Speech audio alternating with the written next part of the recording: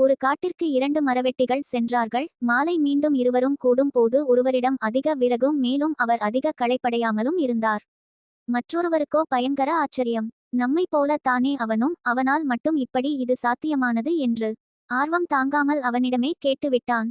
நண்பன் அவனிடம் கேட்டான், இந்த விறகுகளுக்காக நீ என்ன செய்தாய் என்று. அவன் சொன்னான், இடை விடாமல் வெட்டி கொண்டே இருந்தேன் என்று. சிறிதும் ஓய்வு இல்லாமலா என்று கேட்டான் நண்பன். ஆம், அதிக விறகுகள் பெற வேண்டுமே, ஆனால் நீ கொஞ்சமும் களைப்படையாமல் இருப்பது எப்படி என்று கேட்டான். நான் இடையில் அடிக்கடி ஓய்வு எடுத்துக் கொள்வேன் என்று சொன்னான் நண்பன்.